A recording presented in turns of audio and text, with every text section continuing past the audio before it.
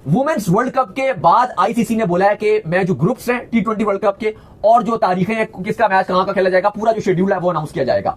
अब सीन ये है कि ये बहुत ज्यादा सवाल था कि क्या पाकिस्तान और इंडिया को एक ग्रुप में रखा जाएगा या नहीं रखा जाएगा। तो जरा ये बता रहे हैं और भारतीय मीडिया का भी तरफ से भी चलना शुरू हो गया कि पहले बहुत चल रहा था कि इंडिया पाकिस्तान एक ग्रुप में नहीं होंगे, ये नहीं होगा, हैंडशेक नहीं होता, फलाना नहीं होता, ढमकाना नहीं होता। लेकिन अब कहा जा रहा है कि उस सब के बावजूद भी पाकिस्तान और इंडिया को एक ही ग्रुप में रखा जा रहा है। जाहिर अभी तक ऑफिशियल अनाउंस नहीं किया गया, लेकिन जो रिपोर्ट्स आ रही हैं उनके मुताबिक पाकिस्तान इंडिया को एक बार फिर सेम ग्रुप में रखा गया, क्योंकि आईसीसी को भी पता है कि भाई ये लाखों करोड़ों की बात नहीं है, ये अरबों की बात है। और जो स्टार है उसके साथ मुआहिदा हुआ है आईसीसी का, जो $3 बिलियन का कॉन्ट्रैक्ट है, उसमें यह बात कही गई है कि पाकिस्तान इंडिया को एक ग्रुप में रखा जाएगा। मतलब यह कहा गया कि आपको एक इंडिया पाकिस्तान का मैच एश्योरिटी के साथ हर जो आईसीसी इवेंटों का वहां पे मिलेगा। चैंपियंस ट्रॉफी में इतने ज्यादा इश्यूज थे, उसके बावजूद भी पाकिस्तान इंडिया का मैच हुआ था, वो सिर्फ ब्रॉडकास्टर्स की वजह से।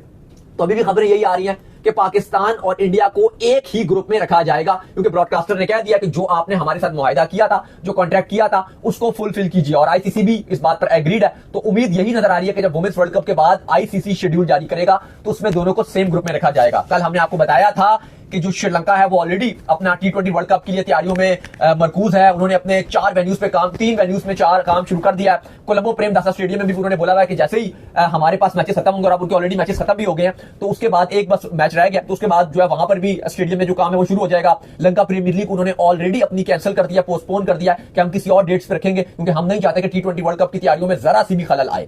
खैर, इसके बाद जो अपडेट आ रही है जी हमारे पास वो आ रही है रावलपिंडी के हवाले से। तो रावलपिंडी का जो ग्राउंड है उसका नाम जो है वो तब्दील करने का प्लान बना लिया गया और इसकी जो है बिड होगी और नाम जो है वो जिसको भी दिया जाएगा फिर उससे जो है हैवी अमाउंट जो है वो ली जाएगी। तो ये कैसा फैसला जी? वैसे रावलपिंडी का तारीखी स्टेडियम है। तो चले इसमें इतना इशू फिर भी नहीं है, क्योंकि आपने इसका नाम खाली पिंडी स्टेडियम ही है, कोई इस तरह से ऐसा कोई नाम नहीं है। जैसे अगर आप कराची की बात करो तो उसका नाम था नेशनल स्टेडियम, उसका था, वो आपने चेंज करके नेशनल बैंक स्टेडियम नाम रख दिया। लाहौर का बहुत हिस्टोरिक स्टेडियम था, जैसे कदाफी स्टेडियम उसका नाम था, उस पर अगर आप चेंज करते तो एक थोड़ी सी वाइब सी खत्म हो जाती है। लेकिन अब कहा जा रहा है कि पिंडी स्टेडियम में भी पीसीबी ने फैसला कर लिया कि बिड करवाई जाएगी और बिड के बाद जो भी इसका स्पॉन्सरशिप इसकी जीत लेगा तो उतने साल तक इसका नाम जो है वो उसी के ब्रांड के नाम पे रख दिया जाएगा। तो चले, पैसे कमाने का यह है। ऑलरेडी पीसीबी ने रवीज राजा के दौर में ये काम शुरू किया था कि डिफरेंट स्टेडियम्स को जो है वो करके अपना स्पॉन्सर के साथ जोड़ के पैसे कमा रहे थे।